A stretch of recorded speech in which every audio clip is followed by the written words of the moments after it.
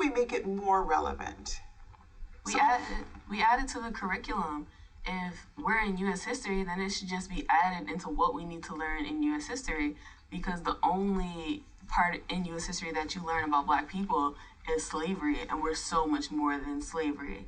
So if we can add our history if we can just incorporate it into what we're doing every day, then that's all we need to do. It needs to be added into like the sheet that the teachers get in the beginning of the year.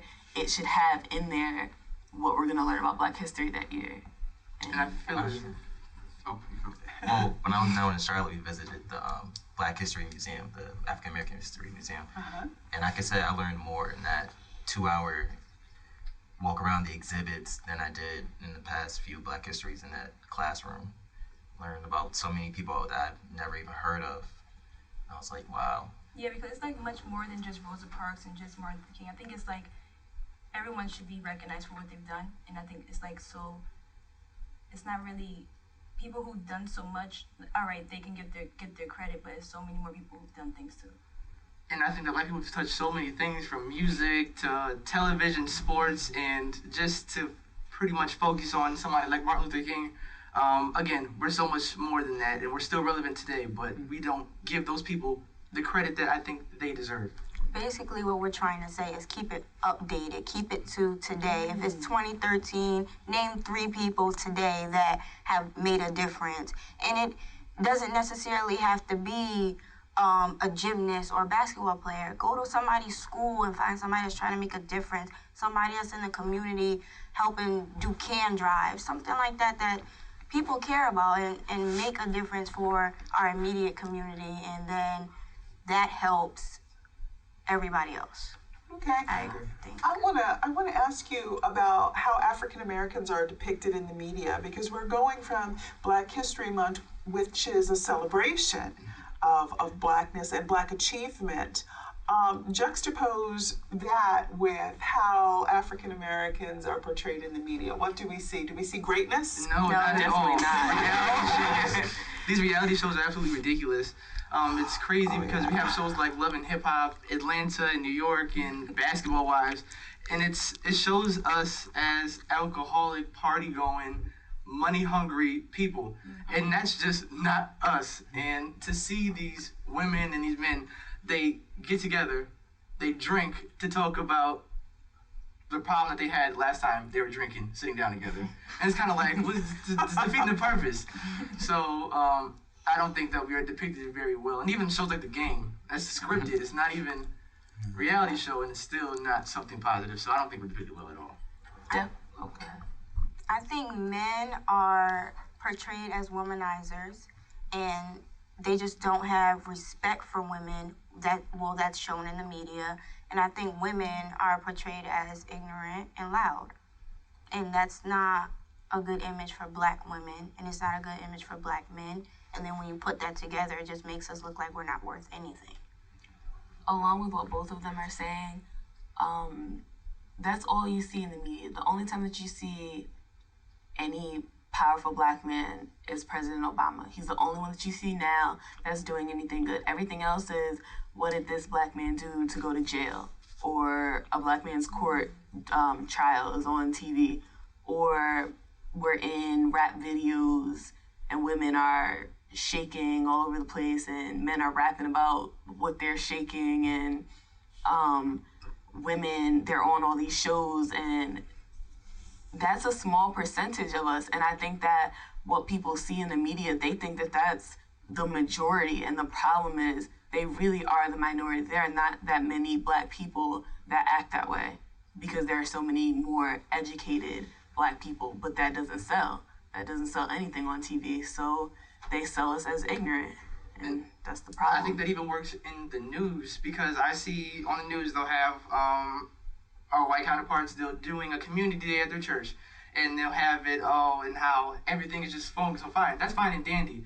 But then when they say that a man was arrested for robbing a bank, it's gotten so bad, I'm like, okay, well, maybe, he's probably Black. But then the crazy thing is that my church, we just had a community day, well, not just, it was in November, but we've given out coats and toys and bikes. It's just an unfair portrayal of us, even in the news. What can we do to change those depictions? To make every day, as you were saying, more a celebration of Black accomplishment? We can get involved, keep Black history alive, and I think motivate the younger kids to do what you think that they should do. Like grow up how you think that a family should like teach their children. So you think that Black History Month is every day and in the home? Yeah. Yes. I think that's where it starts. I think that's where you get your education from, to know about Black history and then portray that in school and in your everyday life and know that it's important in your everyday life. I think I'm going to go ahead and change gears a little bit here, and going to ask you, who is Trayvon Martin? He was the Florida teen who was killed by George Zimmerman on his way home or back to his father's house from the corner store with Skittles in Arizona, and he was wearing a hood. Yeah, I was wearing. And he was Black. And he was Black, and it was raining in his defense for having the hood up. George Zimmerman is who? The man that shot him, who was not Black. I'm not exactly sure if he was white. That's what I heard in the beginning. But he was the man who shot him, and I think that we all know that it was racially motivated. It's kind of a neighborhood watch thing, Yeah, right? He right. considered himself to be the captain of the neighborhood watch. Yes. Right. And there was the infamous non-emergency call. That he made. Yeah, that kind of said, hey, I'm looking at someone, and how did he describe Trayvon? It doesn't look right. Like he belongs there. Yeah, he doesn't look right. He doesn't. Suspicious. How did that case affect you? Because it really kind of rippled throughout the United States. How did it affect you? It definitely, it made me angry, simply because I don't think we should still be dealing with cases when people are being killed because of their race. That is absolutely asinine to me. And to have somebody follow him and make claims that the kid beat him up or was fighting him and he was scared for his life, that really, it angered me even more, because here you are, 200 plus pounds, and this kid is probably 140. I don't think he was that much that aggressive for you to feel like you were a victim. And on top of that, you had a gun. That's pretty intimidating in itself. So there was pretty... Even more so than the size. Definitely. Right. Definitely. And to have him say that, it made me mad. To me, I felt that it was like exactly what he felt, but then I had this second thought of, well, if George was Jamal, would you even hear about Trayvon? Because, No. I mean, there's a lot of black on black crime going on all the time. Black people dying all the time. But the fact that George was white, it became a racial thing. It became automatically racial. He must have hated black people. But if it was, like I said, Jamal, it wouldn't even heard about it. Just been another little footnote in the newspaper. To me, it scared me, because if it can happen to like just someone like really randomly walking down the street, like it could probably happen to my brother or like my cousins, my older cousins, something like that. So it really scared me. I didn't know like what to think about it, really. So Okay. To have somebody innocent actually killed, it wasn't cool at all. And to have him in a predominantly white neighborhood like I live in, and I could just be walking around. I have a corner store down the street from me, and somebody sees that, and they're like, well, he looks suspicious. Like, that could have been me. It bothered me because I didn't think that type of hatred for a black person still existed. I didn't, it didn't occur to me that it still existed. So for that to happen, it kind of woke me up that everybody's not on the same page, and there are people out there in the world like that. So it bothered me. I think a lot of people made the connection between Emmett Till and Trayvon Martin, kind of looked upon this as a modern day lynching type of situation, which makes it very different from the black on black crime that you're talking about. So I'm interested from you young men, do you feel safe in the larger community? Well, it depends on where you're at. It's a lot of places that you can go and not feel like a threat, but sometimes you really are going to be a threat. Like, you could walk down New Haven and just like look around and see everybody dressed up as like you know, like people want to say thugs or whatever like that, you look like a threat. So obviously people are gonna take you as somebody who wants to hurt them or something like that. So There's the way you carry yourself. yeah, the way you carry yourself, yeah. So it's where you are and where you carry yourself.